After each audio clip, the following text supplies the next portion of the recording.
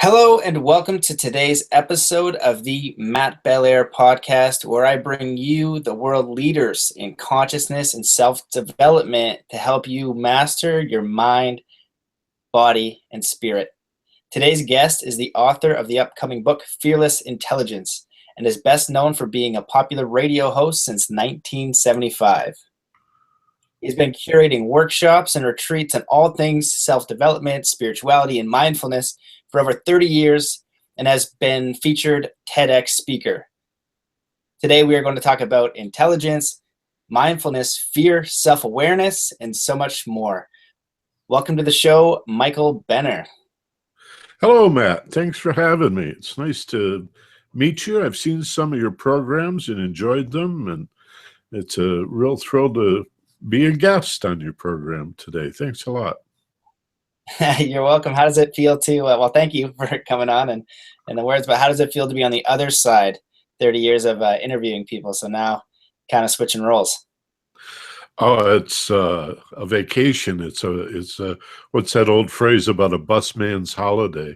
It's so much easier for me to answer questions and ask them. And so for whatever reason, I'm really excited and looking forward to this. I love the topic. You know, the truth is I love people, Matt. I even love people that make me angry because they give me the opportunity to find out, why are you upsetting me? And what can I learn about myself?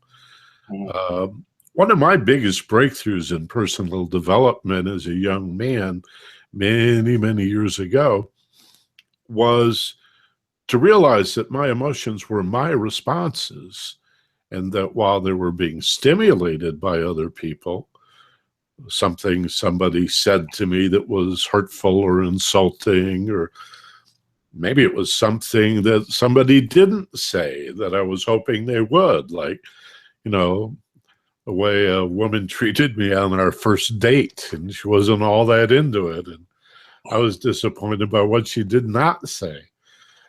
But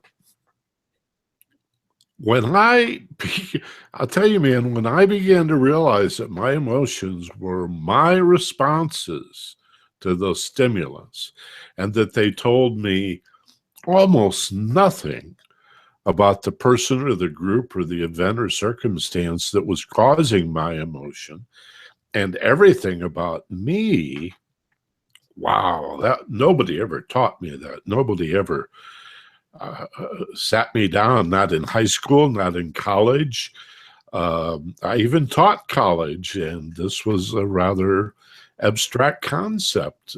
It seems very few people understand that our whole emotional nature is a reflection of who we are. And instead of getting stuck in being upset at people that hurt us, or our need to be accepted by other people and to please them, to build our relationships out of, what can I understand about myself from the way I feel when I'm with them?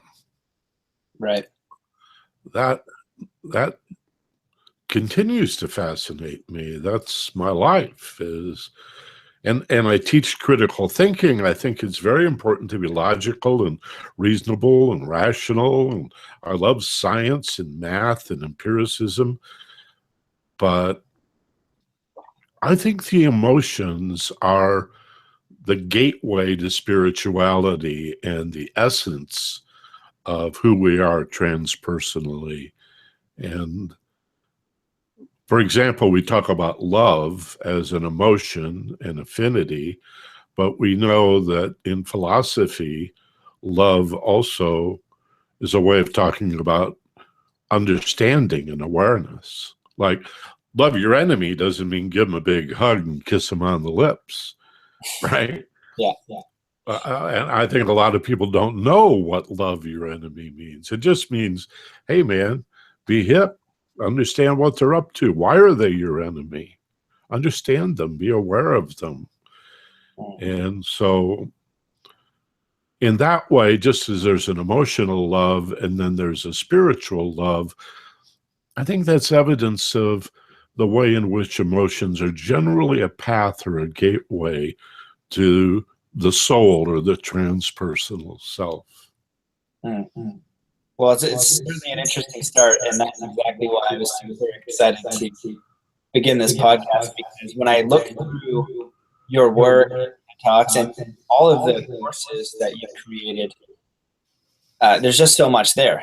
Programs upon programs of different sections or specific genres, let's say, of self-development.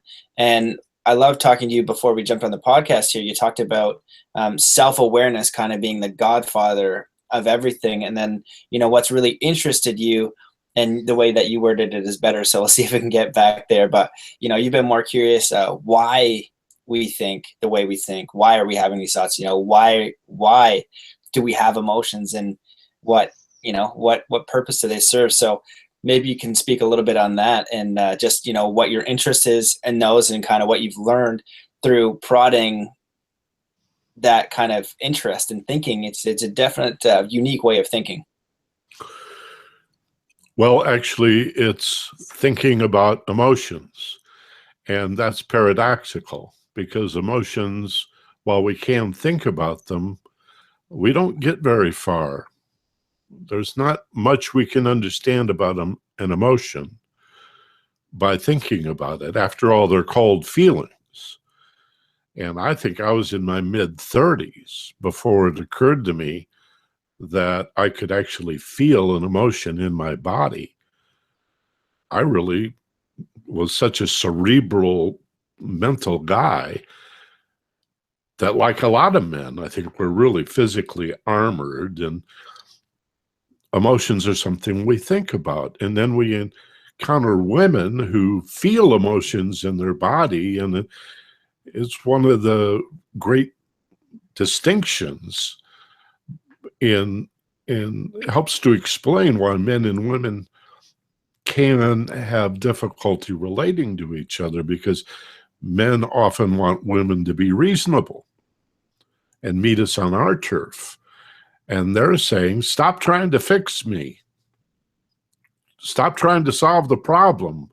I want to tell you how I feel. And we're like, well, but the feelings are getting in the way. Can't you just be reasonable? And here, let me fix it for you. And it's just like these completely different worldviews of, so not that one is better than the other, obviously. The idea is to come together, for men to be more sensitive, for women to be more logical, for us to learn as human beings, whatever our gender, to be more balanced in this regard, and we can learn from each other. I would say, first of all, thoughts and emotional feelings are entangled, Matt, like flavor and aroma. They're different, but they influence each other in such a strong way. You have a good glass of wine, and if you're at all aware, there's that word again, of the way the flavor unfolds, there's a flavor and there's an aroma. And both are part of the experience of tasting the wine. If you have a cold, for example, and your nose is stuffed up and your sniffer isn't working so well, the wine tastes different, because the aroma was an important part of what we call the experience of taste. Well, I think thoughts and feelings are similar in that regard. But having said that they are entangled, that they are overlapping. So thoughts and emotions influence each other. Thoughts create feelings. Feelings create thoughts. Yet feelings are felt in the physical body, like physical sensations. So in this trinity of mental, emotional, and physical, emotions are really the intersection of the mental and the physical. they rise out of the center of the mind-body connection. And that's another way of looking at emotional intelligence, is that it is the heart and the soul, the link of our thoughts and our behavior. And then an additional way of looking at this, another concept to add to this that I think is fascinating, is that thoughts are an idea or a series of ideas, and yet emotions are more of the motive or the reason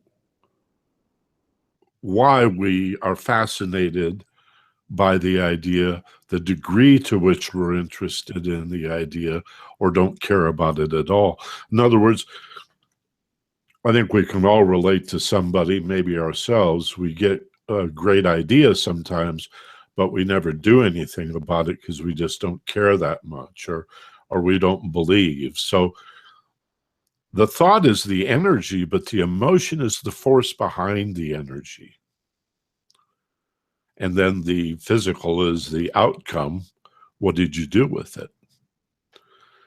So an idea that you don't care about, think of thoughts as being the steering wheel of the car. They determine your direction. Fear and anxiety and stress is the brake. Oh no.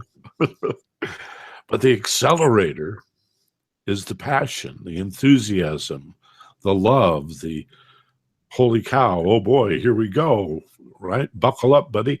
Rock on, turn up the radio. And then, of course, the car moving forward is the physical part of this.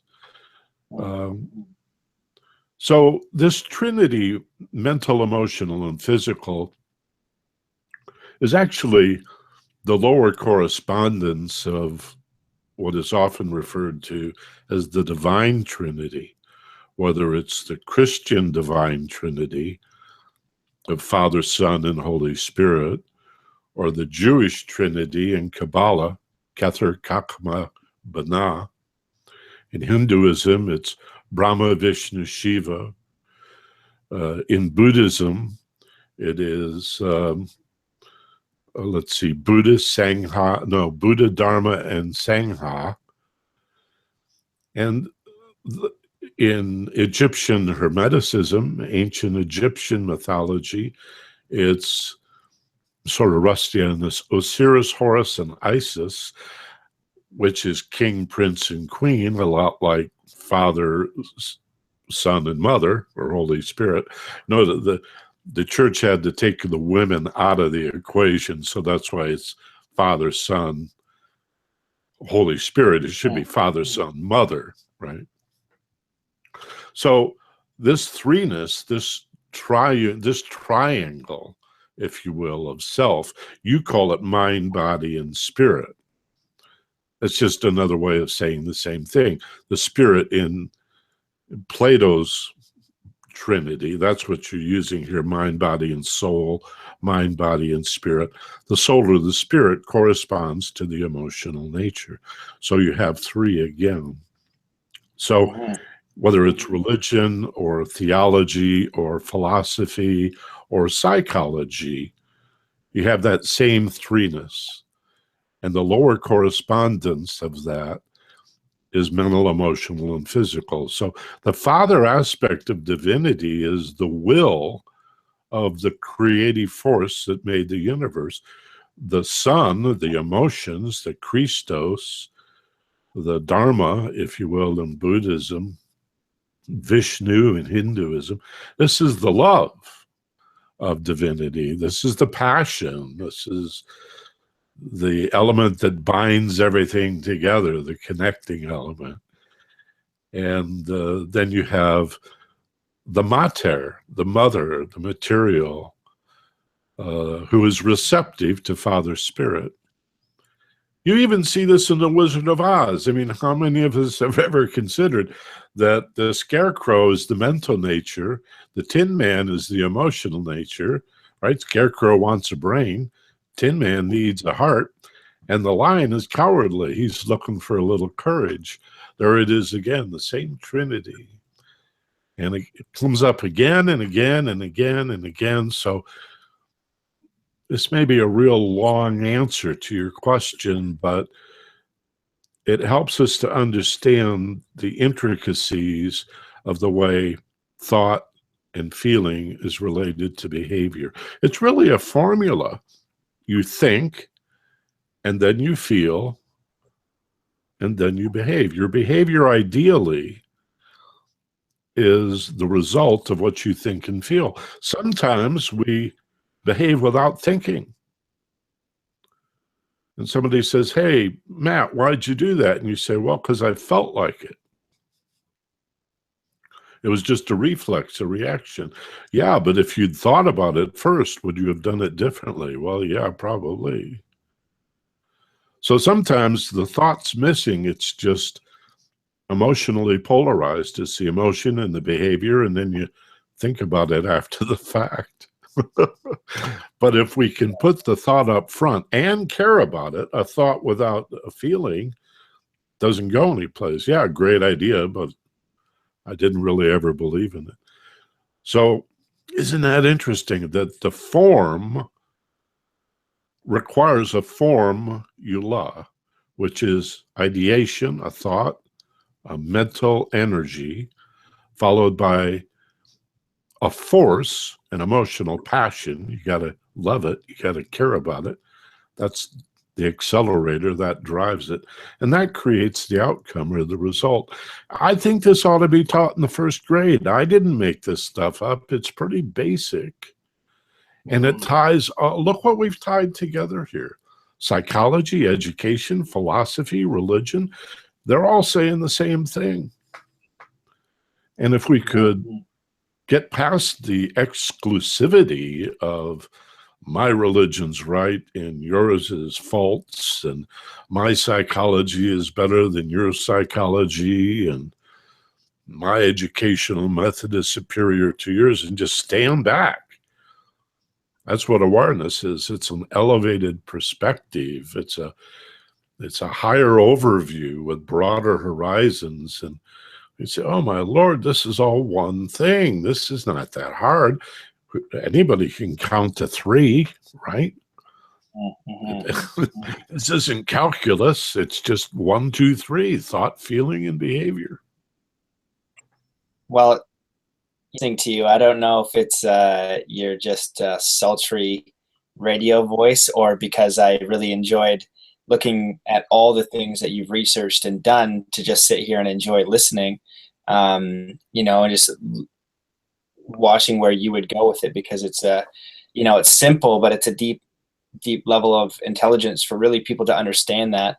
It is not complicated. And I think that what I'd like to ask is, where do you see um, the miss in people where they feel really severed? They don't feel connected to themselves. They don't feel connected to their environment. They don't feel connected to spirit. So, within this Trinity, where do you see, when you're doing your courses or teaching people around the simplicity, what do you find their biggest miss is, or a perspective that if they had it, they could feel more of this and have that point of view as they move through their life? When you play this back, you're going to hear yourself answering your own question. You said, "Don't feel, don't feel, don't feel, don't feel" 4 times. And then at the Right. end of your question, you said, "so that they can feel." That's it, bro. That's it right there. People don't feel. And again, remember, I'm on your side. I love people. Why don't we feel? The answer, fear. Well, now, fear is a frightening word. So we have other words. We call fear anxiety. We call it stress. Men will say, "Well, I'm not afraid. I have my concerns." We call it nervous apprehension, doubt. We have big words, consternation and trepidation, but it's all fear. Fear is not just some big overwhelming danger. The tiniest little bit of apprehension is also fear. And what fear is less of a feeling than an unwillingness to feel. Hmm.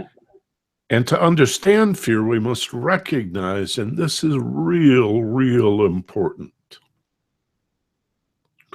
Fear is not a signal that there's danger at hand. Fear has nothing to do with danger. Fear is a signal from the brain that it needs more information and more understanding, more awareness, more mindfulness. Whether dangerous or not, I mean, I'm not saying danger doesn't generate fear, but when it does, it's what we don't know about the danger that's causing the fear. And so the more you understand danger, the less frightening it is.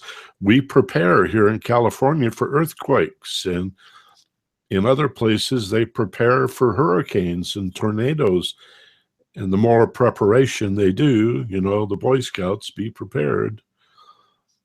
The more preparation you do for some imminent danger, the less frightening it is. It's still dangerous, but and then add to that all of the times that we don't know what we're afraid of, or people will say, "Hey, Michael, what are you worried about?" And I say, "You know, honestly, I'm not sure." And well, that's the point. That's what fear is. So fear is essentially what we don't know, what we don't understand, whether dangerous or not. It has a numbing effect that prevents us from feeling any other feeling. It really creates psychic numbing and destroys awareness. And there's a vicious cycle of fear and numbing, or fear and confusion, or if you don't mind me being a little insulting, it's fear and ignorance. And each feeds the other. The more confused and ignorant we are, the more frightened we are, which makes us stupid. Mm-hmm. And that creates more fear and more ignorance, and more fear and more ignorance. And just like that spiral down the toilet, it's a vicious cycle that carries us down into even greater unawareness, even greater ignorance. And at the center of everything we don't understand, guess what?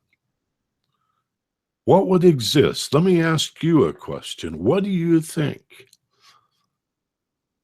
might stand at the center?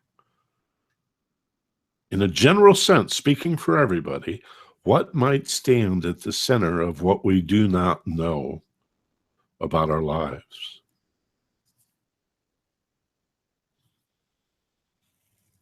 Hmm.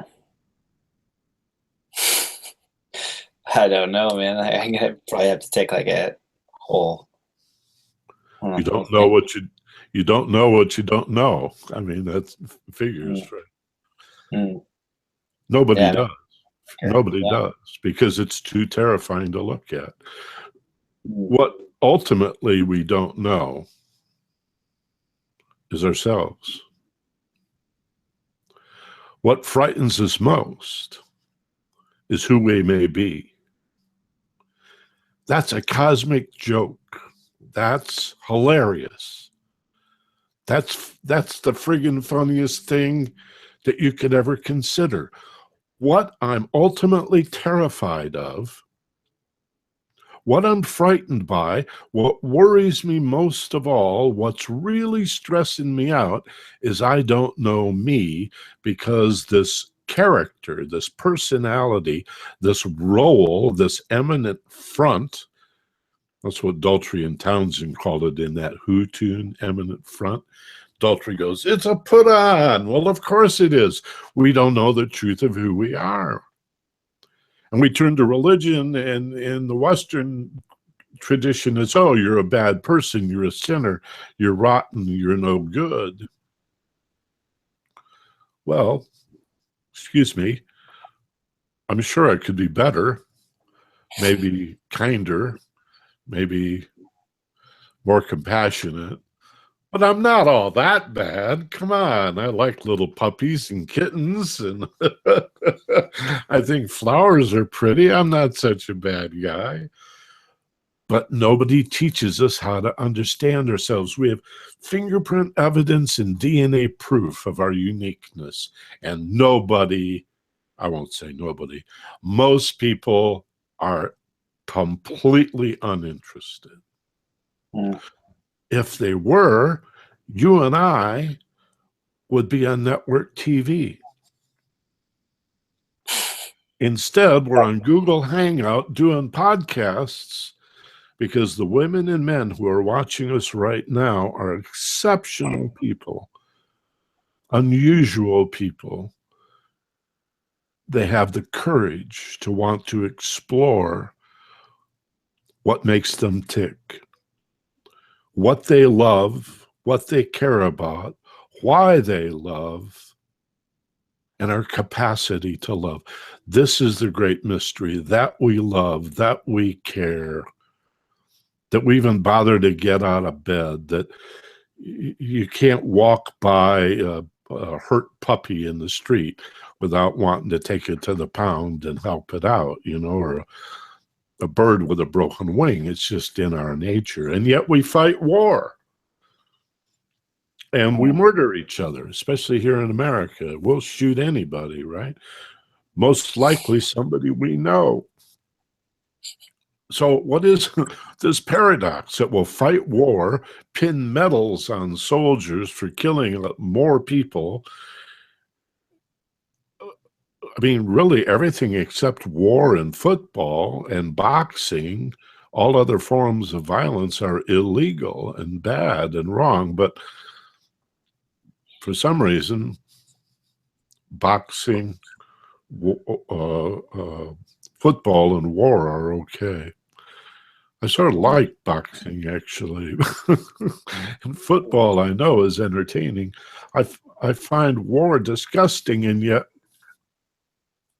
I find it insane, and yet it's difficult to talk about without veterans and soldiers getting offended, and to respect the service of a soldier, to respect their loyalty and their sense of duty. At the same time, you question the mission and distinguish truly defensive wars from imperialistic foreign missions. This is something we have to do. And yet it's difficult. We go back to Thomas Aquinas and the efforts to define what is a good war, what is a proper war. Certainly, if somebody's kicking in your door and they want to steal your stuff and kill your wife and run off with your children, you're not going to just stand there. But are we not the same people, though, that pet the kitten and scratch the puppy behind the head, right? There's something very undiscovered about human beings. You think about the most horrible terrorists in the world and what they're able to do to people. We hear these stories out of the Middle East of these horrific crimes against humanity, and stories from World War II about what human beings did to each other. And even this country, my country, the United States under George Bush, torturing people and denying its torture, the waterboarding. And even though they knew it didn't work, they did it anyway. And yet we are the same human beings, that these same people, they go home and they love their wives and their husbands and their kids and take them to the baseball game and enjoy a beautiful day. And it's just that we're undiscovered. Am I babbling? Am I going on here? We just don't know the truth of who we are, bro. In the best way. I was going to chime in. I wanted to touch on and close loops of so much amazing information that you pass. And I think that my question is you're a hypnotist also. I've studied hypnosis and mind power. And for me, so I want to try to get all this out in some sort of linear fashion. The overarching theme is that we can be controlled and manipulated by fear. You got to create an enemy to create a war, right? So through fear, we're in the, what I call the dum-dum brain. Because I'm afraid and I need to protect myself, I'm going to do stupid shit. And then we're talking about conditioning before, and how common it is for men not to talk about feelings. Like, that's really hurtful. It's something that for me, I've been lucky to have a balance of, being, let's say, emotionally intelligent, like always open with expressing my feelings, but still culturally it's not okay. And so sometimes with, the influence that I have on other people and men specifically, they'll really gravitate and have a respect for me because I'm strong. I'm a martial artist, so I'm kind of like, that man archetype where, if it comes come to shove, I will beat the shit out of you. But it will be because you have given me no other option. I am in every way like that primal caveman. But none of that really supports, like, culturally, I still feel like talking about my feelings is a bit odd. Like, I still feel that when I'll post about my feelings, like, even though I'm doing it anyway. So we have so much culture pushed on us. Beyond that, what was even more important, I think, when you're touched on that biggest fear is unknowing. And people go around like they know what's going on, when the truth is they have no idea what is going on. And the people that are coming to shows like this and reading your books and seeking, they're going to get to the point where they're like, holy crap, I don't know anything. We don't know how trees grow. Just because you know what photosynthesis is, you still have no idea. If you really think about it, you have no idea what is going on the planet. You have no idea what's going on within your own body, within your own ego. And when you do the work, you start peeling back layers till you get to that void, and you get to this place where you ultimately surrender. And that's where Zen comes in, and this ultimate surrender. And that's where you can come from these building blocks as the awareness, and the observer. And what was I going to say? Yeah, having the just that courage to look within, I think that is such an important perspective, because all of us are looking in, and when we start to do it ourselves, we're so happy to have others looking within, because we know and have accepted that we don't know shit. We don't know anything. You know what I mean? So if you're looking in and you can kind of take a little piece from that void and then share it and give me a little bit of perspective, a little bit of awareness of something that you've uncovered within yourself, that's probably because, like you said, we are the same. It's something that I can apply in my life so that I can kind of learn and grow more of who and what I really am, and our deep connection. So I don't know if I have a question in there, other than everything that you said was really beautiful and on point, and maybe just going to the point of, whether you agree, and this is like some of the study that I've done, is how intelligent the mental programming is on the masses through education, through media. The war is a great example. The guy that's going to war is fighting for his country and his family. But what is the highest level of purpose? Is it for a pipeline? Is it for oil? Is it for what? What is the reason, right? But you can manipulate through that fear. And so I would ask if that is real for you, and what do you think people where are they getting this fear from? And then you talk about fearless intelligence, and how do we go into fearless intelligence? Because one of the things that I think is, like, I'm afraid a lot. I'm afraid of a lot of things, but I'll do it anyway. And I think that that's, for me, almost what fearless is being scared, but knowing in my feeling and in the deepest, most honest parts of me that I got to do the best I can with the way I feel. Although the mind is like, oh God, like, this is so frightening, but you move forward anyways. So.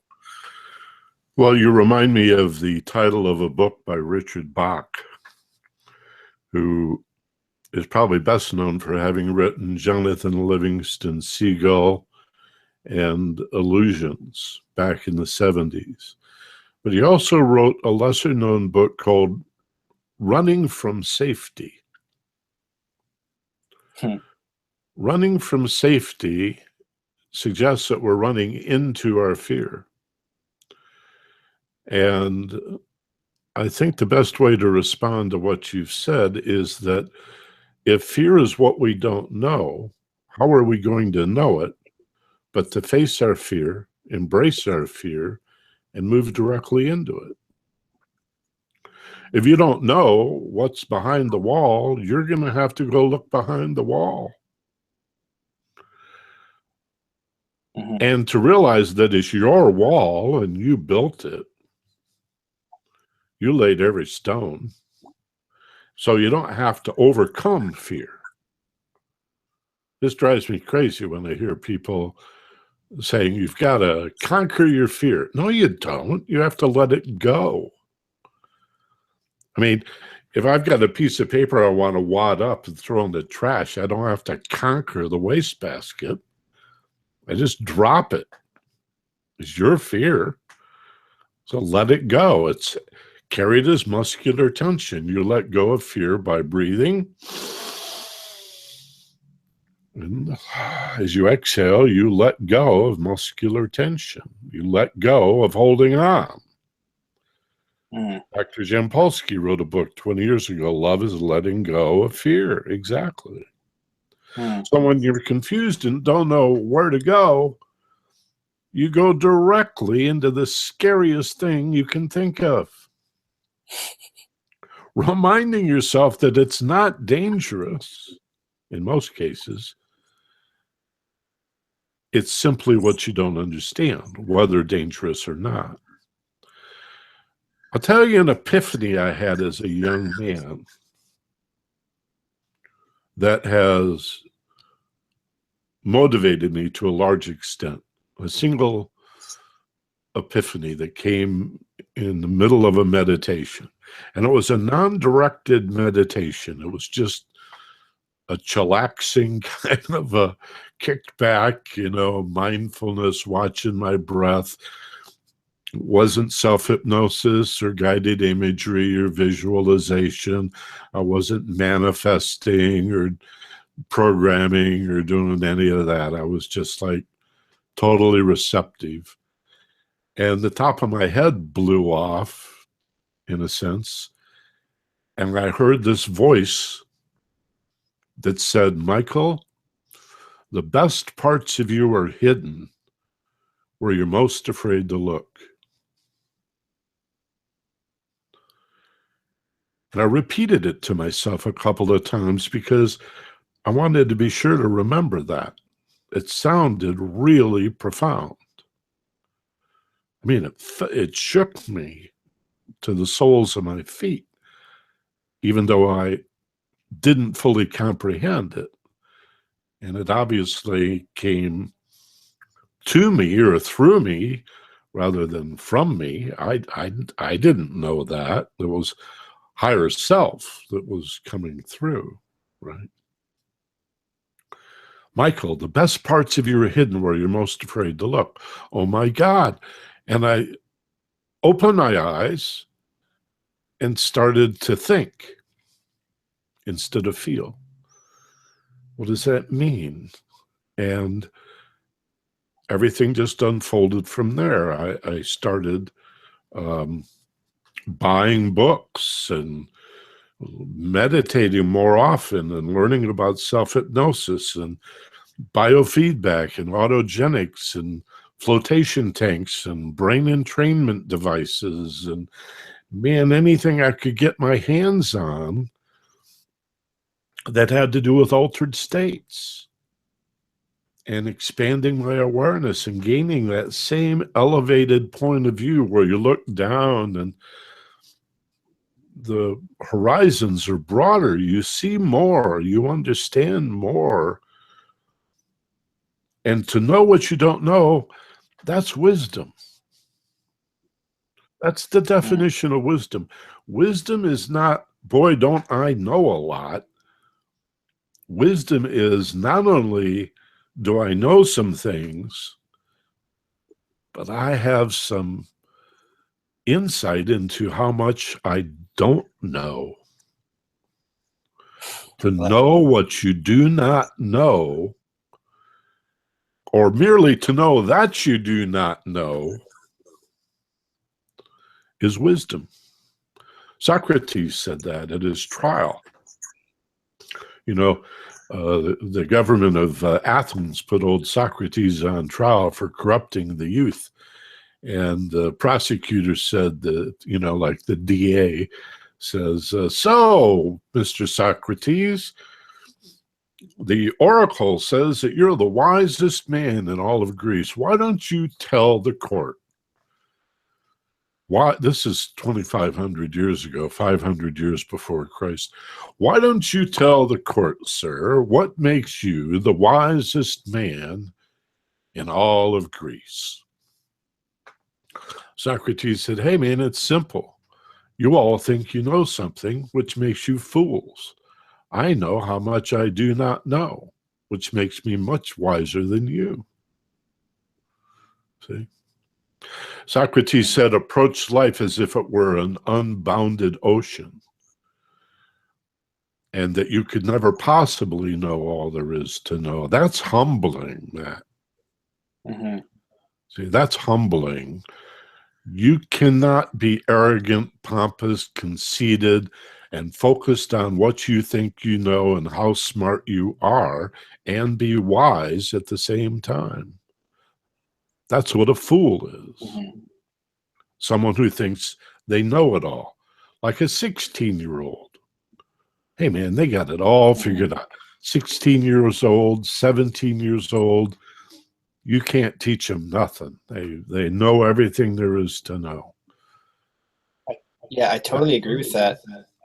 And I think that's where altered state and create them yourself, the boundaries of meditation and things like that. You get to a space where you know that you don't know, almost a gap. If you were a fish in the deep sea and you never even got close to 100 feet below surface level, then all of a sudden you reach a state of awareness where now you are the fish and you are hovering around land and you see trees and birds and houses and people, and you're going to have no language for any of this. You see the sun. And so now you know.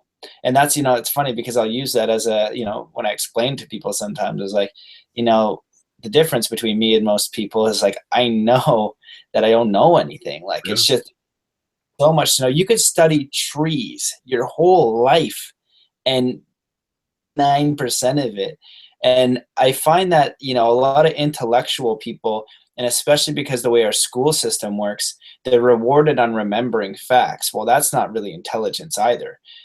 So they're remembering facts, and you get these traps of people that are really intelligent. Sometimes they are in science or in law or something, or, and they get to a space where they're so smart and they're so dumb because they're not smart enough to know that they don't know all this, because they feel like they can calculate everything. But then you've got people like Einstein and Tesla, Nikola Tesla, not Elon Musk, everyone, Nikola Tesla, Right. that are smart because they're a level up, because they go to that space of, holy crap, I don't know anything. But what I'm going to do is I'm going to try to use that state, this universal intelligence, and I'm just one beacon, and I'm going to work with that and bring in what I do know to try to connect and bridge this gap and bring down some of this information. You could, if you were the fish, you'd spend your whole life trying to describe to another fish what a leaf is, and you've created a leaf under the water, and you're like, look, a leaf, and it's taken you your whole existence to do that because it's just so much. And going with that, You're reminding me again of Richard Bach, who in the preface of his book Illusions tells a story, and in the book it's actually handwritten in cursive. It's reproduced in his own handwriting, just the preface to the book. And it's a story about critters. That's what he calls them, critters, that live in the bottom of a river. And their job is to hold on because it's a fast river. And our protagonist, the main character critter, the one we identify with, doesn't like holding on. He gets tired of holding on. Sort of boring. And he says to his buddies, the other critters, how come we hold on? Why are we all holding on? And they said, are you kidding? We live in a river. We've got to hold on. Why? You know, if we don't hold on, we'll be carried downstream and smashed into the rocks and dragged across the gravel and tangled in the seaweed. And surely something horrible will happen to us if we let go. And our main character critter says, I don't know, that may be, but it's almost worth it because I'm really bored just holding on and clutching at safety and, you know, knowing only what I know. And so one day, this critter lets go. He says, the hell with it. And he just lets go, reckless though that may be. And sure enough, Matt, he's dragged across the gravel. He's smashed into a few rocks. He gets tangled up in the seaweed, and he's just about to accept his death when suddenly the current lifts him above the bottom of the river. And he's flying through the river, looking down at the other critters that are holding on for dear life. And he's soaring, and he's free because he let go of the holding on. And that's all there is to that story. And fear is holding on, and love is letting go. Fear is ignorance. Love is awareness and understanding. And we've got to let go of what we don't know, turn, face it, move directly into it. We don't actually, we don't have to. We can live mundane, boring lives, man. You don't look like the kind of guy that's conceited to it, nor do I, but we could have put on wingtips and a suit coat and a tie and tried for that job at General Motors. And people that play it safe, fine, that's what you want, if that makes you happy. And I know the rationalization, hey, I got a wife and a husband, I got kids, I got bills to pay, and you know, if I want that nice house and that country club membership, and there's certain concessions you have to make to that. Okay, fine. So hold on. But some of us want to let go, and we want to squeeze every drop of life out of this existence that we have. We don't want to die with our song unsung. I want to see it and do it and taste it and smell it and experience and immerse myself in it. And I think that speaks to why we're really here.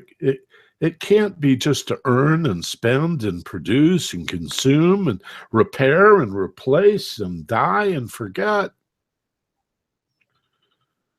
It's got to be something here about growing, evolution, expanding, evolving, being more, learning, healing. Isn't that what the universe does? Right? Isn't that what it wants us to do? And so, you know, that vicious cycle we talked about, where fear promotes ignorance, which promotes more fear and more ignorance, there is an antithesis to that, which is expanded awareness, peace of mind, an easy, relaxed countenance promotes understanding. And understanding is a big relief. So you go, wow, I figured that out. That's pretty far out. And you take a breath and relax, right? And then that helps you understand even more. And now you relax even more. Mm-hmm. And love more and understand more and love more and understand more. And it's the same kind of a cycle, except this is an upward spiral. Yeah, yeah. So which do you want to do? Get pulled down into fear and ignorance, or uplifted, one might say redeemed, to ascend? Maybe we're getting some insight into what these religious metaphors are really about. Love and understanding. I mean, maybe redemption's not something that happens when you die, but something you could do every morning when you get out of bed and open your eyes.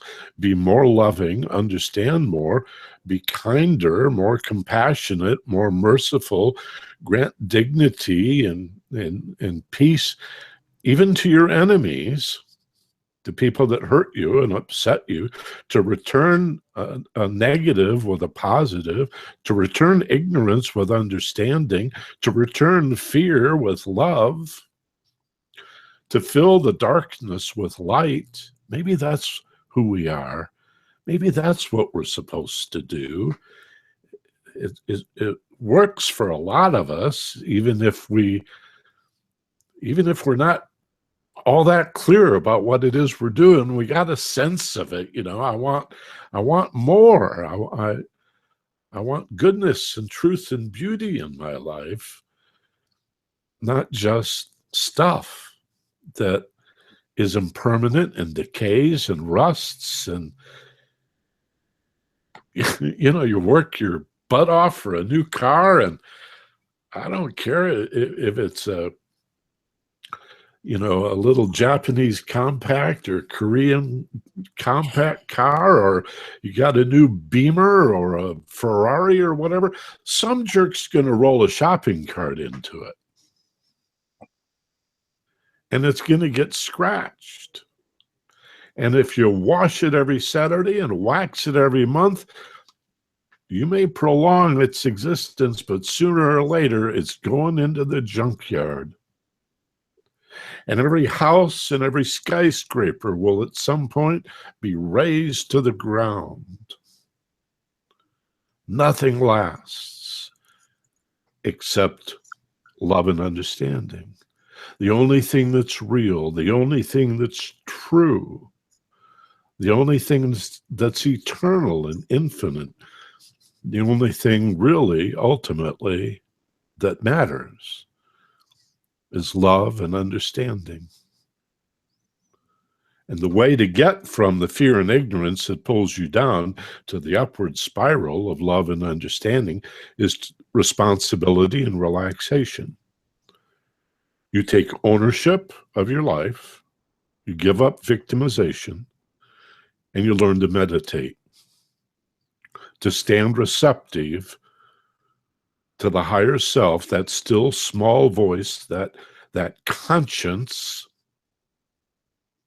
that not only knows right from wrong, but is the source of every great idea that ever exploded into your brain, fully formed. And empirical thinking and logic and rational, analytical, that's all fine and well and good. But it's not the only way to know things. Intuition. And I don't mean instinct. Instinct is a gut feeling. That's the herd mentality. That's, oh no, run away. That's the gut feeling. Intuition is higher than that. It's a heart feeling, and it's, oh boy, it's move toward. It's what we do know. Imagine, most people don't know the difference between instinct and intuition, and we're not teaching intuition. This is what we're standing on the threshold of. This is what you're promoting with your program, and I'm promoting, and thousands of women and men like us all around the world are crying out in their own way, maybe through political or social justice movements. We do it with mysticism and metaphysics. But human beings are evolving and growing and expanding. And if that's what it's about, why don't we get it on? Why don't we just yippee-i-o-ki-yay? I mean, let's let's ride that pony, right? If growth is what it's about, let's accelerate our growth. And we've got to live in the world. What's that Sufi saying? Live in the world, but not of it. I sit down and pay my bills once or twice a month like everybody else. But that's not why I'm alive. That's not what I live. I like nice stuff, but that's not why I'm alive. That's not what I live for. Mm-hmm. Well, that was another wonderful download. I just like sitting back and because it's another when you keep going and hitting on so many amazing points. And what I'd like to comment on is just the power of that metaphor, holding on.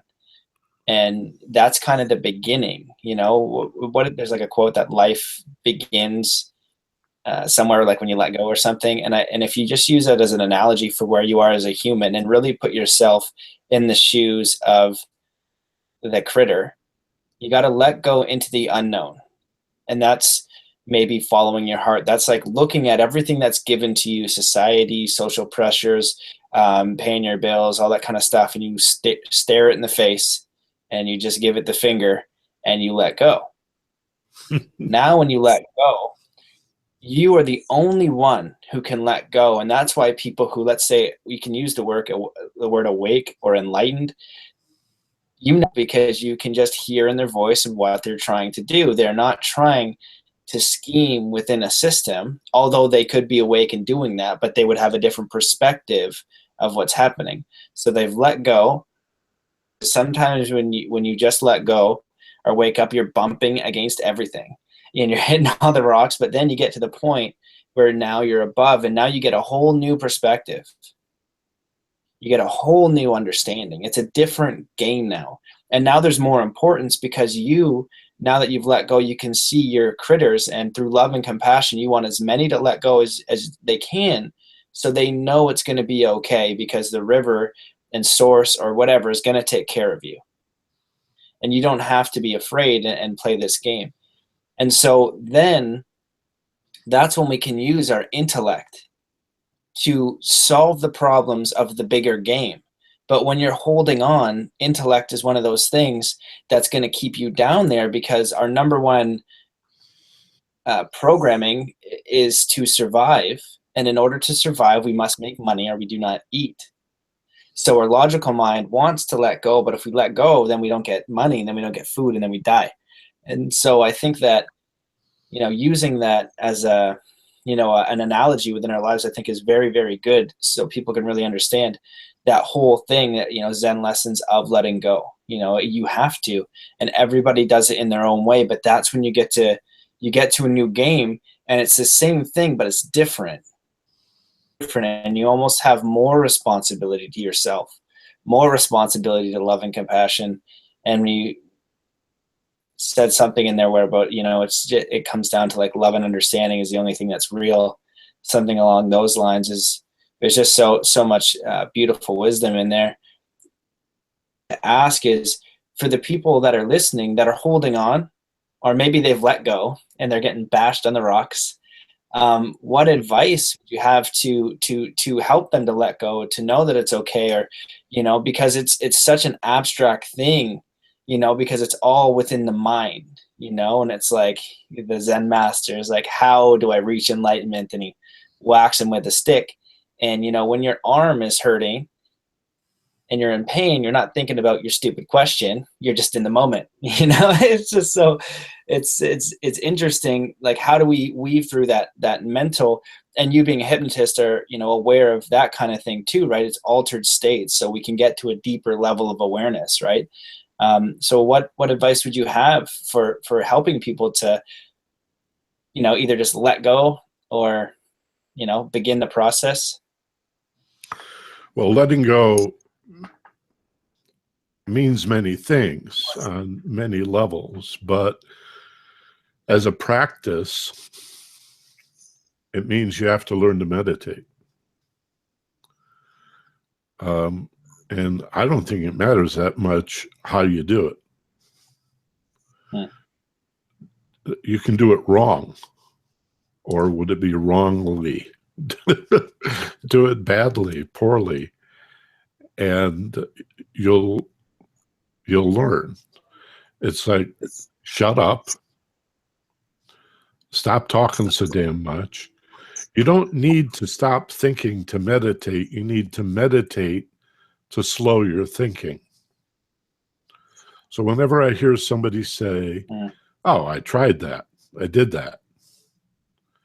I had a private client yesterday that came to me with chronic pain. He had, in the last 12 months, he's had 115 doctor appointments. He has so much wrong with him. I'd be afraid to give it voice, to list all of the things that are wrong with this guy. And I said, well, right now, what hurts the most? He said, well, I have a migraine. I said, a real migraine, a serious stabbing, horrible, yeah, I get a migraine. And my feet hurt. He has peripheral neuropathy. He said at about a 7. Well, that's a lot of pain. I had him close his eyes and think about the pain. I said, don't push it away. Don't try to ignore it. Pain is just a representation of fear and holding on. Put your attention on the pain. Let it come to you. Let it wash over you. Give it a color. If it had a color, what color would it be? If you could imagine yourself reaching out to touch that pain without physically moving, just imagine, pretend reaching out to touch it for temperature or texture. How's that pain feel? Let it devour you as if it's going to kill you or eat you alive, and move into it and through it into a place of perfect peace, into a halcyon place of ideal relaxation, a garden, a beautiful paradise, a wilderness, a tropical island. This exercise went less than 10 minutes. And without my direction to open his eyes, because I didn't think we were done, his eyes just popped open, and he looked at me, and he said, it's all gone. I said, what, the foot pain? He said, yeah, and the migraine and everything else. Now, it's very, very, very likely, this was yesterday, it's very likely he has all that pain back. But not because the fix was temporary, it's just that the pain is so well learned. Reality is psychosomatic. Reality is in our heads. If you stub your toe, the pain's not in your toe, it's in your brain. And whether it's emotional pain or physical pain, Matt, it's a symptom of what we don't know and understand. Illness is your body crying out, pay attention to me.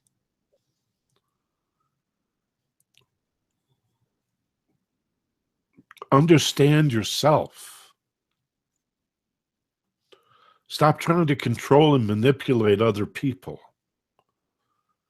And even the problem solving you mentioned, I will concede that we have problems that need solving, but we micromanage a life that'll fix itself if we just get out of the way and let things unfold as they should.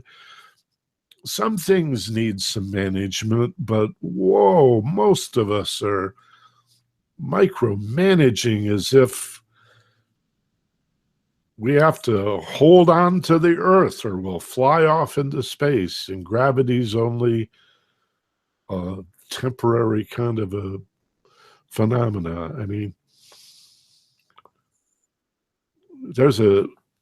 I think the core of Christianity, and I find truth in all religion, I find nonsense in all religion as well, but I find a lot of truth in all religion. And Christianity, to me, is not about Calvary. It's about the Sermon on the Mount, by and large. And Christ said, Christ sounds like a Buddhist. He says, worry not for the morrow. The morrow will care for itself. He said, look at the flowers. He said, the lilies of the field, they don't spin and toil and work and weave and gather into barns. And the birds of the air, they just, hang out in the trees and sing, and they don't seem to have any problem. They're not punching a time clock. They don't worry about their retirement and their health care, and everything's taken care of for them. And surely, the way Christ said it was, surely the Father in heaven cares more for you than for them. And they're taken care of. There never was a drought that didn't end with a little rain. There never was a flood that didn't dry up. We used to say in Hawaii, when I lived in Hawaii, and the Hawaiians say, no rain, no rainbows. It's a good thing. Every, those old saws, every dark cloud has a silver lining. And Dr. King used to say that if it didn't get dark and the sky didn't turn black, you wouldn't see the stars. So we need adversity in our lives. It promotes growth.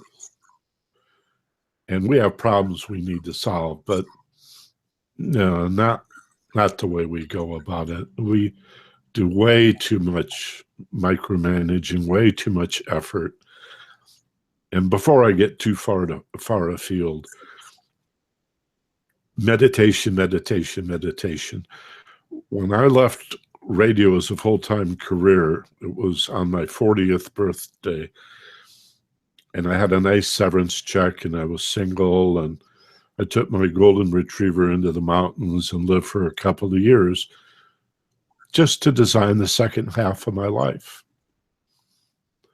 And I sat up there with my dog and a cup of coffee on the porch every morning and thought, what am I going to do with the rest of my life? And what came up for me again and again and again was altered states, relaxation, visualization, guided imagery, mindfulness, watch your breath, meditation, contemplation, deep relaxation, creating receptive states of mind where you're open, vulnerable, and surrender to the moment. Listen is what my brain kept begging me to do. Please, Michael, just shut it down and listen. You have not been abandoned. The compass and the maps are all in your heart. Everything you need to know has been given to you if you but close your eyes, allow the third eye to open, and watch and listen and be a student of the cosmos. Let the celestial spheres speak to you, and they will reveal, everything we need. We are the love we're looking for. Not only do we have the peace and love we're looking for, we are the peace and love we're looking for. But we've got to shut down the false self, the nonsense and the BS, the role playing and the game playing, and allow ourselves to get real. get vulnerable. Call the universe on its bluff. Have some faith and see if what the wise women and men of the ages have been saying is true or not. Or continue as you have been, going to work, Mr. Normal, wearing the suit, working for the corporation that's poisoning the environment, ignore global warming, continue with the race hate, look the other way, and live a normal life like everybody else. Not for me. I think that was, again, super well put and amazing. I really like the compass and the maps are in your heart, and it's so true. And it's what I think. So almost every year, most of my adult life, I've spent between 1 month and a few years, almost 3 to 5 months in silence. Reading, writing, and meditating. One year I was in Australia. Last year, 2 years ago, I was in Mount Baker. Because I think it's so important to sit and listen, and we can emit a signal and consciously create, but also, we're 99% trying. And when you're sitting and listening, it's saying this, what you were saying there is, it's already taken care of. You're taken care of. It's working naturally. There's nothing you actually have to do. And the more you're trying to do, the more you're actually messing it up. We're human so beings, not human doings. exactly. And the listening part, when the map is within you, the listening doesn't ever stop or go away. It's a practice, because if you need to make a hard right turn or go left or whatever, that vision you had 5 years ago, 5 months ago, or even 5 minutes ago, through listening and observation, the universe always tells you what you need to do, and it's clear. And you need to be continuously listening so you can go on the path of least resistance, or don't listen and you'll still get kind of pinballed to where you need to go if it has to explode a few scenarios for you. But it's, you're definitely going there. You might go kicking and screaming and through not paying attention, but you're still going to get there. But if you can really listen and hone in, it's going to make it a lot easier for you. And so my question is, how do people know whether, they're listening with you were talking about instinct versus like, how do you know, or what was it, instinct or intuition? Yeah. So how do they pick between which one, and how do they really move forward, and live in a fearless state? Because one of the questions that I have personally from you and I is, your research has been my research, self-development. What are humans capable of? What am I capable of? What the heck is going on? Who am I? What's my purpose? All that kind of fun stuff. And in that search, I've learned how to create my reality, right? So we've got law of attraction, we've got visualization, we've got hypnosis for belief programming.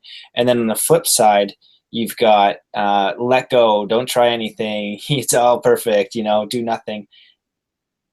And I kind of have my answer for where I am now, but where do you find the balance in which tools to create, right? Because if I'm consciously trying to create, I'm not really giving it all up, but I'm also a creator here at the same time. So, I've kind of found a balance between what I use for conscious creation techniques. And I find that a lot of people are imbalanced, where it's like conscious creation, but they don't have enough listening. So I go into states where it's, half an hour minimum of listening and just getting out of my head and just letting myself download, just listen, whatever's going to come up, comes up. And then I got half an hour, because I believe that whatever we visualize is going to come about. We're actively creating it within the body, just like in sports, when people are visualizing tricks, they learn them quicker. So whatever your big vision is, but when you listen and then consciously create, you're creating a heart vision. You're not creating a mind, ego, scarcity vision. So what are your thoughts on all that? Well, there's a lot there, and it's important to point out the balance, the middle way. between manifesting and contemplating. I had a teacher who used to she would refer to manifesting or programming, guided imagery and visualization, the secret, the law of attraction, all of that stuff. She called that bullying the universe. And she would say, yeah, you can bully the universe if that's what you want to do, but there are consequences for that. And so a Buddhist would also say, sure, man, if you want to get off the pillow and start a project to accomplish or achieve something, that's fine. Just know that there are consequences.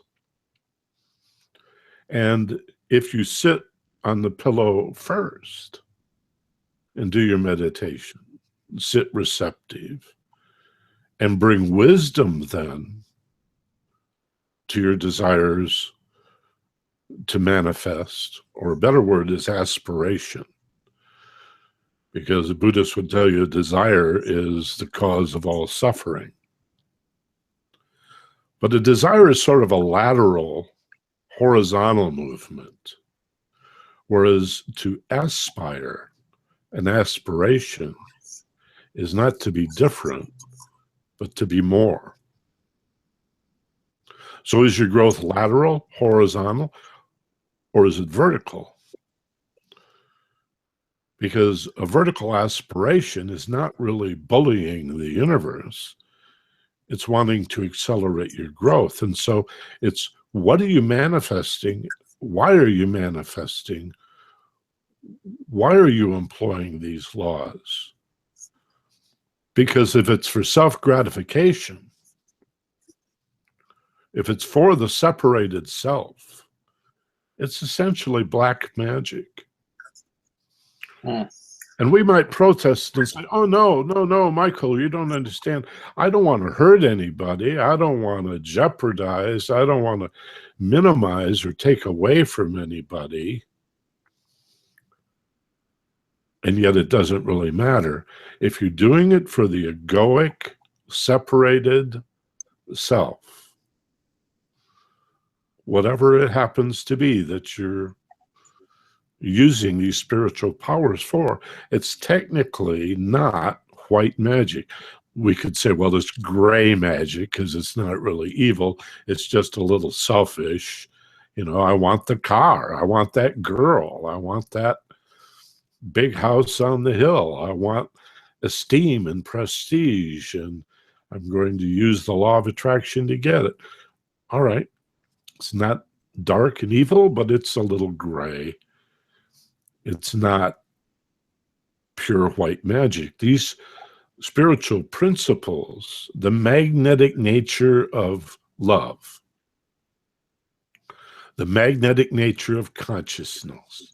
See, it's not the karma is not that thoughts are magnetic. It's the consciousness behind the thought. It's the awareness that's magnetic. That's what attracts. So more important than what you want when you manifest is why you want it. And if it's for the separated self to get a leg up, or to be more powerful or more influential, if it reinforces that false egoic self, it's not the highest and best use of guided imagery and visualization. If, on the other hand, it's aspiration rather than desire in nature, it's to aspire to be more of who you are, the truth of who you are, which is a matrix or embodiment of love and light, of goodness and truth and beauty. There's that Trinity again. Goodness, truth, and beauty.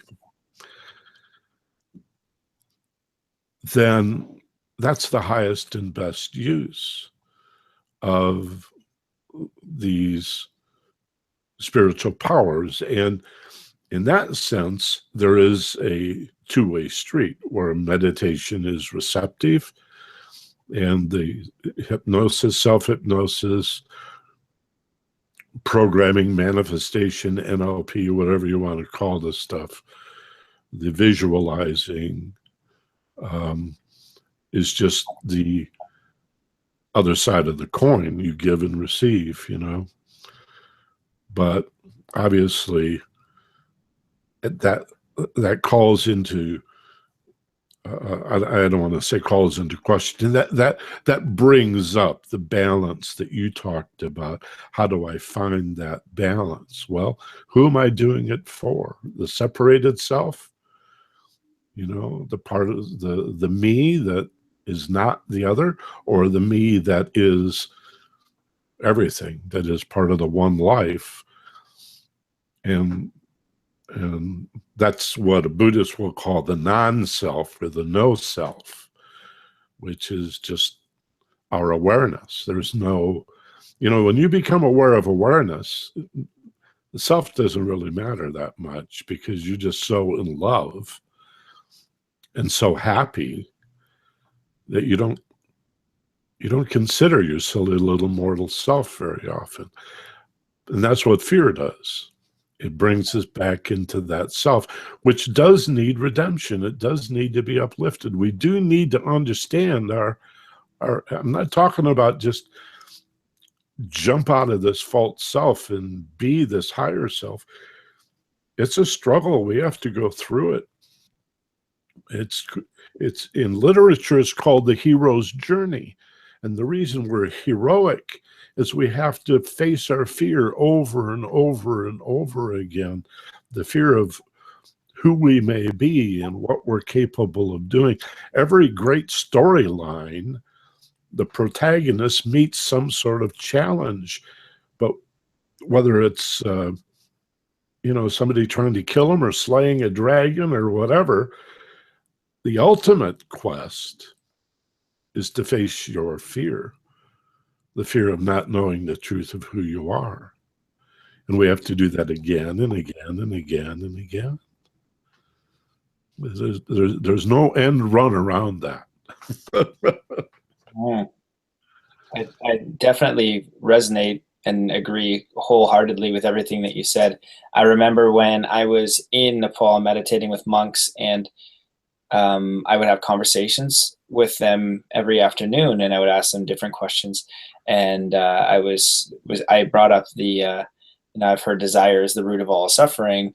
And at this time, I was thinking about how, I had just written, the first draft of Zen Athlete book. And I was like, what if I desire to, basically popularize the mental game of sport, so that, all of this generation of kids learns about meditation, self-hypnosis, self-awareness.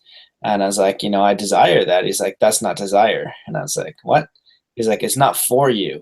You're not doing it for you, and that just, so we can have these desires. But I think that, when I go into my work of, let's say, conscious creation or white magic or whatever it is, it's an expression of my being. It's my, I think that we came down here, and if you're a flower, you do your flower thing. If you're a bee, you do the bee thing. If you're a goat, do the goat thing. And you express yourself as the goat, as the flower, as the tree. And our job is to figure out what the heck we are. And when we move towards what feels love, what feels good to us, what feels natural, and we honor that over anything else, we're going to more naturally move into that being. And that's where we can balance the ever never ending work of the unraveling of who we really are. Because you and I both know that we don't even, it's a whole game. There's so much to know. It's infinite. That expression of you're a child in the eyes of the universe, or in the eyes of God, like you're just a child. Well, if you've been to these states, that's when they weren't kidding. Like, we don't know a thing. And so, when people think that they know and they act like it, you're like, oh man, like you're definitely in Maya. You're in so much illusion. You're gonna get checked. And the more you think that the harder you're gonna be checked. And then you're gonna be like, oh man. And that's when the letting go is harder, because I've really, vehemently attached to that. that thing, you know? Um, so that's what I That's why wanted I to. say it's humbling to, there is a fear that we encounter when we begin to develop ourselves, that we're going to become arrogant and pompous, and then nobody will love us. Mm, And so I better play small and be more interested in other people than myself. Of course, by not caring about yourself, you limit what you can do for other people. A selfish person puts themselves first and then behaves in a selfish way. An enlightened being puts themselves first and then gives it away. you know. mhm. So there is you remind me of the I guess it's a koan. I heard Alan Watts joking once about the desire not to desire, Mm, and that little mind game of how do you give up desire? You desire not to desire, and then he did that funny Alan Watts chuckle. But your teacher was right, in my opinion.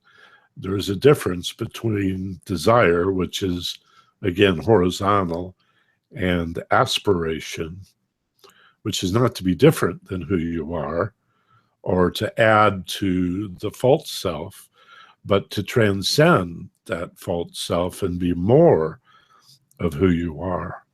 That's aspiration. That's to aspire, and that's vertical, and that's not desire, and therefore will not lead to suffering because you'll never be disappointed. It's like the difference between romantic love or emotional love on one hand and spiritual love on the other. It's sort of like a pendulum. Emotional love is the bottom of the pendulum, and along with the joy and the bliss and the ecstasy of emotional love is the heartbreak and the loss, the grief, the abandonment, the betrayal, the lies, and the cheating. And that's the nature of small l emotional love. It has a yin and a yang to it. But spiritual love is the top of the pendulum. It's fixed, it's unmoving. It is singular. It's the singularity at the center of the black hole. It is unconditional. It is undying. It is eternal and infinite. Uh, your spiritual heart, your soul, will never be broken. Um, it will never let you down. You will never be abandoned or betrayed in a spiritual sense because you are that. You are an emanation of that. You are an extension of that. You know, we may come through the prism and be broken into many diverse colors, but ultimately we are the same sunlight that left the star in the first place. mm. I love it, man. I agree with all that again. What I'd love to ask now is in this work, you've worked with a lot of people, you've done a lot of workshops, uh, you've done a lot of things and you have a lot of tools. What would you recommend, if somebody is looking to unravel, they're looking to let go and they want to, have this higher level of awareness and really understand, what we are talking about and live in that way. Do you have some favorite tools or techniques or perceptions that people can start to feel like they're doing something, the doing, but favorite just practical things that maybe someone can start on the path, and if they just kind of repeat it a bit, they're going to get, they're going to start to move, they're going to start to unhinge their little critter paw, and eventually the current will just take care of itself. Because that's kind of, I love that analogy, I'm going to use it all the time now, because if you just start doing a little bit of work, eventually the current or universal source is just gonna be like, gotcha, douche, and then you're in it. Yeah, I think Rumi, the Sufi mystic, said it's not, or maybe it was Khalil Gibran, said we don't have to develop love, just let go of everything that impedes it. Mm. And so letting go, that's meditation. And what meditation, which technique? I came at it backwards. In the 70s, right after my experiences and my experiments with psychedelics, I took a class called Silva Mind Control. I remember that. I did that too. Did you? Yeah. And that flipped me out because, again, I learned to control pain. It accelerated healing. My dentist was amazed, less amazed that I could control pain, more amazed that simply by controlling pain, the healing in my mouth accelerated. So I started using it on common colds and cuts and bruises. And then I had a motorcycle accident. I had a hematoma the size of a grapefruit that I released in less than 10 minutes by just visualizing and meditating on it. And then I met other doctors who had taken classes in hypnosis. And one doctor friend of mine said that in class they put a needle through, they pinched up some skin, a tent of skin on the back of somebody's hand and put a needle through it.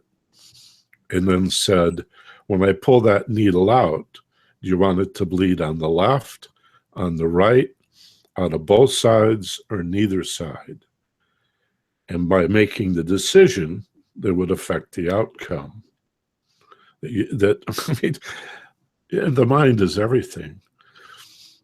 So I came at this meditation and the law of attraction and bullying the universe from that end of things, guided imagery. And later in life discovered Vipassana. But I would recommend, to answer your question, that while it may be less rewarding in terms of demonstrating a real change in your life, Vipassana is really the place to begin. If you want to start, programming parking places, I don't see the harm in that. If you want to,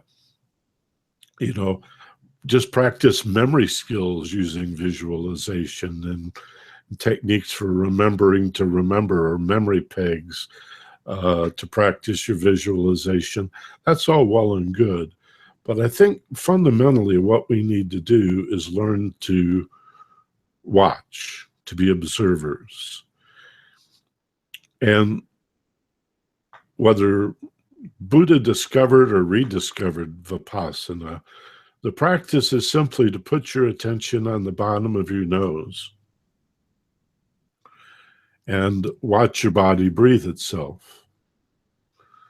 And when the mind carries you off into a distraction, you begin to think about something other than your body breathing itself. As soon as you're aware that that's happened to you, you simply bring your awareness back to the bottom of your nose. And do not admonish yourself for the break in concentration. The goal is not to avoid your concentration drifting, it's to be aware of it. And as soon as you realize, oh, I'm thinking about food, I'm thinking about sex, I'm thinking about the bill I didn't pay, I'm thinking about whether my car is going to start, I'm thinking about whether I can go skiing tomorrow or whatever. Put a little smile on your face, because that's what the mind does. I mean, I've seen gurus who came out of caves after 40 years of the silence you're talking about. And the other monks gather around and they say, so did you do it? Did you ever get to nirvana? Did you ever get that complete peace? Did the mind ever shut up? And the guy says, no, man, never did. Never shut up. So that's what the mind does. It's a phenomenon of mind. It will think. Don't resist it. Just train it like a puppy dog. Just sit, stay, love and affection. You train the puppy to sit and stay. And so you just keep bringing your breath back to or your mind, your attention back to the breath, and passively watch with fascination this body breathing itself. And what that does is within a week or two, in most cases, it creates a sensation of, it's almost like watching somebody else's body breathing. Yeah. That's the point where you realize you're not the breather, you're the awareness watching the breath. Yeah. Now your life has changed forevermore. Mm-hmm. Because when you get a stupid thought,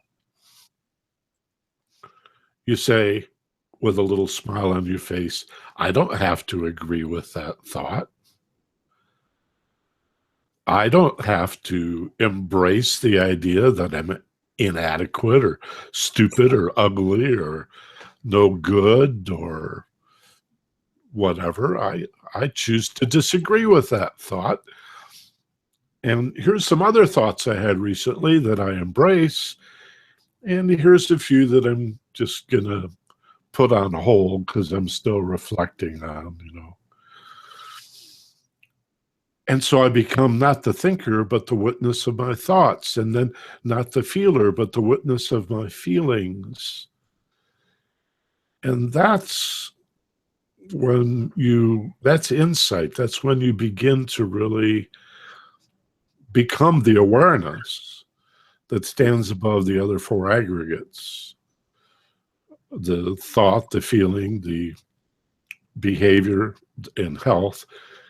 In other words, the mental, emotional, and physical, and then your perception of the world.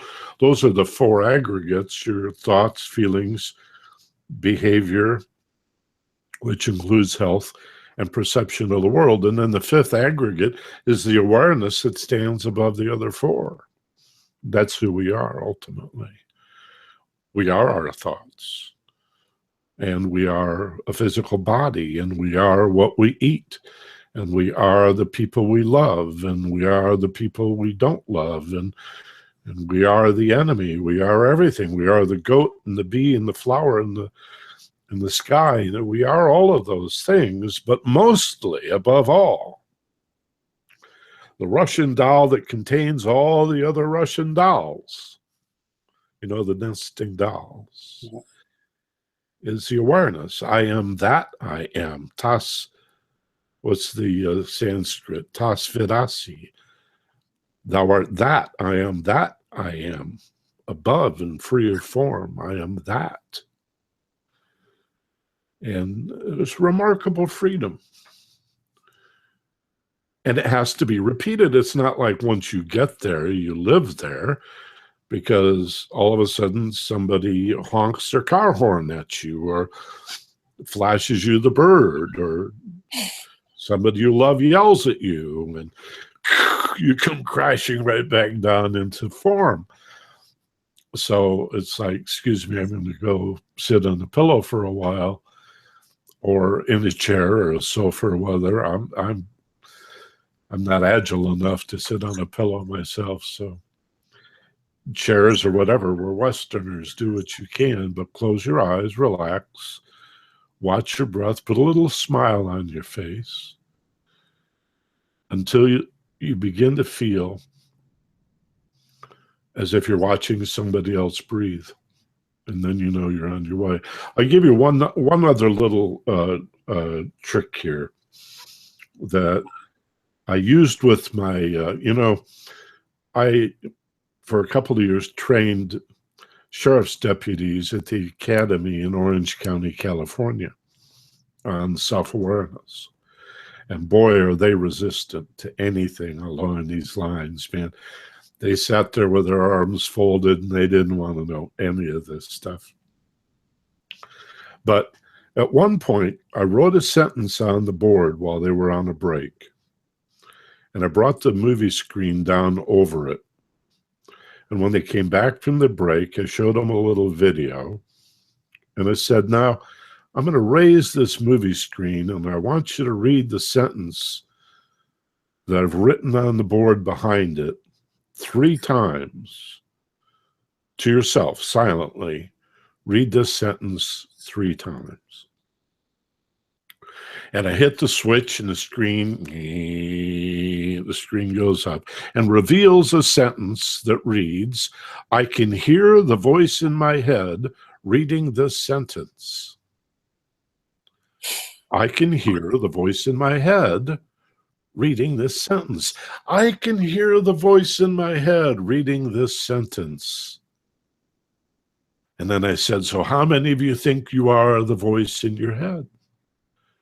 And everybody's hand went up, except for 1 or 2 who wouldn't have agreed with anything. They were so obstinate. And I've done this experiment dozens and dozens of times, and I mean, 95% of people will go, yeah, well, I just read it and I heard the voice in my head. Obviously, yeah, I am the voice in my head reading the sentence. And I said, I totally understand how you feel, but here's the problem. Who is this? And I circle, I can hear. So if you're the voice in your head reading the sentence, who's listening? And the truth is, we're not the voice in our head, and we're not the pictures in our head. We're not our thoughts. We're not our feelings. We're not our behavior. We're certainly not what we think of ourselves. We're not what other people think of us. Most people put themselves up for a vote. We are the watcher, except when you hold on, you're not watching. Your eyes look out, but not in. That's the whole idea. The Asian of the third eye that looks in. That's the eye that watches with the little grin on its face from its elevated perspective. And you don't have to do anything. If you sit and meditate and do it once a day for 10 or 15 minutes, you will gain that elevated perspective. It's where you live. You're already up there. It's like you've already got the peace and love at the center of your being. It's just a matter of letting go of everything that's standing between you and that beautiful essence of who we really are. Amazing. That was so wonderfully put that I will just again agree with everything that you just said. Use that sentence. I have no claim on that. You can use it as That's good. I like it. I know you're saying, like, when you're saying, like, who believes that they're the voice? And I was like, wait a second. I was like, that's not right. Yeah, perfect, man. I love it. This has been a very enjoyable, it's not amazing conversation. Just I really love listening to you and hearing your analogies and stories and wisdom. I know that I think I'm going to have you on another podcast, because I think that, I can go down any avenue, even probably just, altered states and the power of hypnosis, the importance of proper use of psychedelics, how to program the mind. Love it. Sports psychology, the Zen of guitar playing. There's, it's never ending. It's so rich and so wonderful. And again, we're tripping on what we don't know. Mm-hmm. Mm-hmm. I mean, we're talking about what we know only as an entree to the ecstasy of what we have no idea that is waiting for us at this point, and that's what the universe is. It's a great experiment in learning and growing and evolving. So, a good place to conclude, to bring this all together, is if growth and evolution, healing and learning is what it's all about, then let's get it on. Let's accelerate it. Let's dedicate ourselves to it. And we can play with our material toys and live in the world and have fun with the world. But let's always keep in mind that what we're really here to do is learn. And it has to start with the self. And then you give that away to other people. You know that story of passing the light. A single candle can light thousands of other candles and never be diminished in any way at all. And that's the nature of light and love and spirituality, is that the more we give, the more we receive. We're never diminished, but quite the contrary, we become more as we share who we are. But it's got to start, the drop in the pool radiates from the inside out. It's got to go, it's not selfish to put yourself first unless you behave in a selfish way. The enlightened being must put himself and herself first, and then give away, radiate, emanate, expand what we learn about ourselves. That's who we are. That's what we do. That's why we exist. We are agents of that growth. Pretty far out. Yeah, very well put. And just to add clarity on the point of putting yourself, that doesn't infringe on others. That's honoring that voice and that intuition and who you are.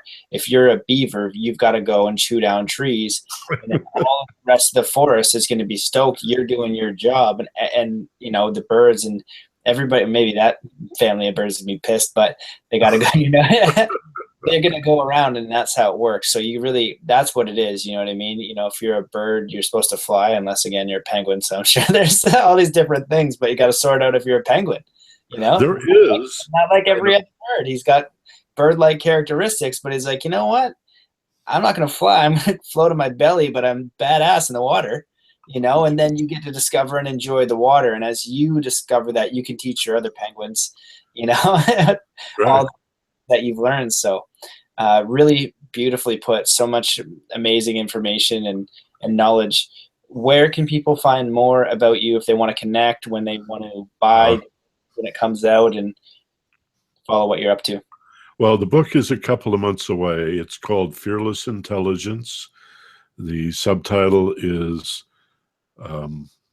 Releasing Heartache and I've almost forgot the subtitle.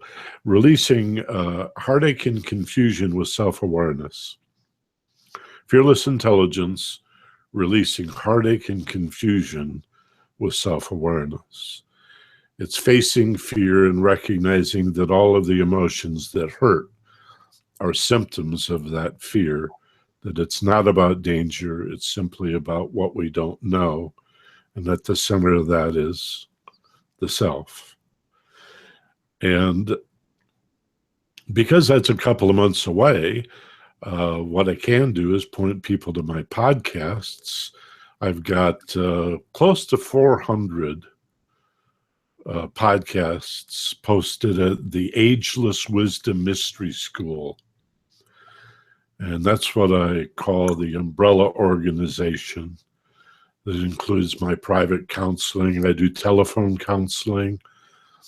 I do 60 and 90-minute sessions by phone or Skype with people all over the world. And anybody that wants to talk to me about that, happy to do a free intake session, a 20-minute telephone intake session, no charge, no risk. And they can email me at my initials, MB, like Michael Benner, Mary Baker, MB, at theagelesswisdom.com. The TH is part of it. So MB at theagelesswisdom.com. And you'll find the podcast at the iTunes Store or Stitcher or Player FM or any of the other major podcast directories under Ageless Wisdom Mystery School. You just search for that or Michael Benner. It's easy to find. Amazing. Awesome. Well, you heard the man, everybody. I guarantee your podcast is amazing. I got a lot of catching up to do. You've got 400 episodes, but such a pleasure to talk to you. Thank you so much for spending time with me and sharing your wisdom. Thank you so much for the work that you're doing, for your commitment and service and that daily practice, because, you can see, you can get out of the water and then be like, oh man, this sucks. I'm going to go back in and I'm going to cling on. But, it can be easier to keep your head, in the sand. So thank you so much for your work and being who you are and coming on the show. Well, you're very welcome. Thank you for having me. And as we move into the holiday season, Christmas, beautiful, beautiful holiday, I think it's wonderful, absolutely liberating to know that ultimately the universe makes sense, that for the appearance of chaos and evil, we need to remember that that's shadow. It's not substance. And that in terms of semantics, light and dark, or yin and yang, would appear to be opposites, but they're polarities. They're part of the same thing. One cannot exist without the other. And one is substantial, the light. That's real. It has a speed. It emanates from a source. Darkness is not substantial, nor is evil. It exists merely as the absence of the love, the understanding, and the light. So it's real enough, but it has no substance. And just as light dispels darkness without any struggle, and the idea that these are opposing forces is merely an illusion, so too, goodness dispels evil. And consciousness dispels chaos. And even if we don't understand it, or even if we understand how little of it we understand, we can have faith in the fact that the universe is good and true and beautiful. It has integrity, it's organized, and on some level, it knows what it's doing. It knows what it's doing, even if we don't. And it's the kind of peace that'll allow you to sleep at night and have faith that things can only get better. Beautiful. I wholeheartedly agree again. Something to celebrate. Absolutely. Yeah. Life should and can be a celebration if we choose it. And that's the truth right there. So Yeah. and amazing. And we'll have to do this again. We'll be in touch. And everyone out there watching and listening, thank you so much for listening. If you enjoyed the podcast, share it with anybody who would resonate with this message, because there's just so much awesomeness in there, and spread the love. And then, beyond that, just do your best to be it yourself, to be love and kindness. And, if you're doing that, then you're doing all right. So thanks for watching, and we'll see you in the next one. Peace.